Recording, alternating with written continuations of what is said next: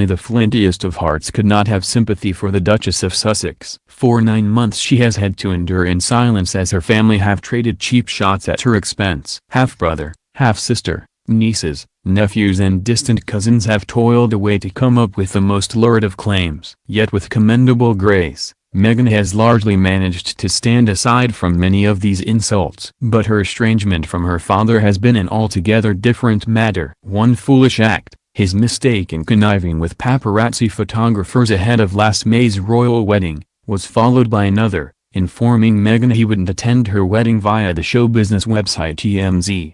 Now, trust has eroded to such an extent that there is an impossible chasm between father and daughter. Time after time, Thomas Markle has used the platform of publicity through the media, both television and newspapers, to communicate with Meghan.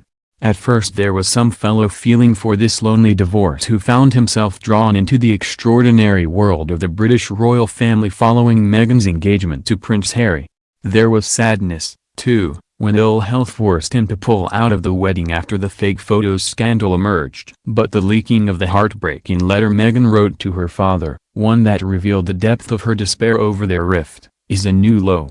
For this was much more than the private thoughts of a wounded young woman. It was a cry for help from someone adjusting to a bewildering new life many thousands of miles from home. At the moment there seems no end in sight to this painful tit-for-tat between father and daughter. We know Mr. Markle decided to leak extracts from the letter in reaction to last week's article in the U.S. celebrity magazine People, in which he felt he was unfairly maligned. That article, apparently based on the testimony of 5 of Meghan's friends, was a clumsy attempt to set the record straight about the former actress's troubled relationship with her father, and to address criticism of her style as a duchess.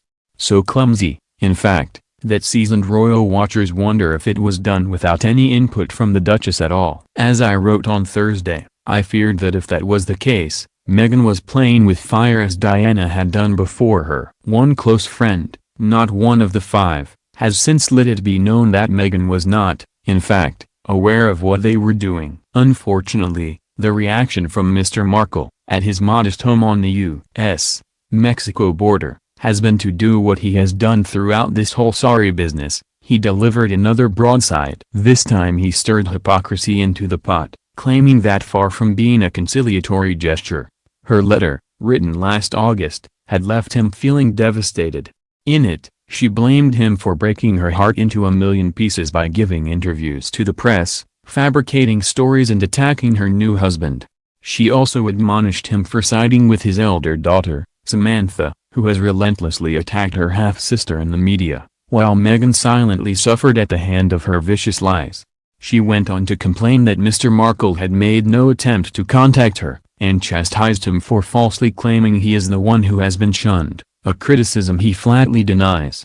Meghan also accused her father of rejecting her and Harry's offers to help when he pulled out of attending their wedding following 2 heart attacks, and suggested he had been ungrateful for financial help she had given him. Naturally, the former Hollywood lighting director said he never intended to make the handwritten letter public out of respect for Meghan, but said he had been obliged to do so because its contents have been falsely portrayed. As contemptible as his retaliation undoubtedly is, one thing is clear: there is a pattern of betrayal in Mr. Markle's behavior, and it has sparked the deep distrust his daughter now feels towards him.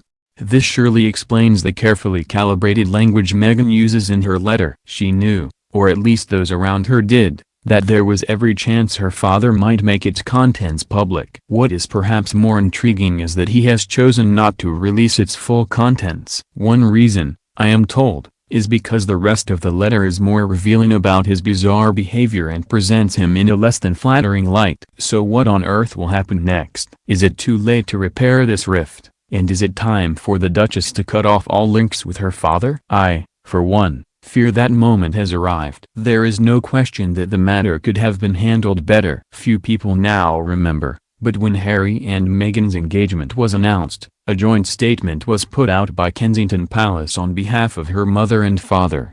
At that stage, Thomas Markle had not uttered a single word in public about his daughter, and it was clear he would willingly do whatever Meghan wished.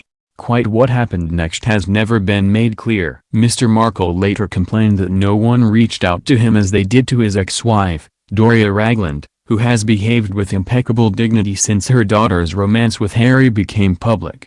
I understand that an official, believed to be from the British Embassy in Mexico City, traveled to Mr. Markle's home in Rosarito. Mr. Markle was also given contact details for Harry and Meghan's palace staff. 9 months on, exactly who did and said what hardly matters. The fact is that matters were not handled well, leaving one royal insider to observe that never before had George Bernard Shaw's maxim about America and Britain being two nations divided by a common language been more appropriate.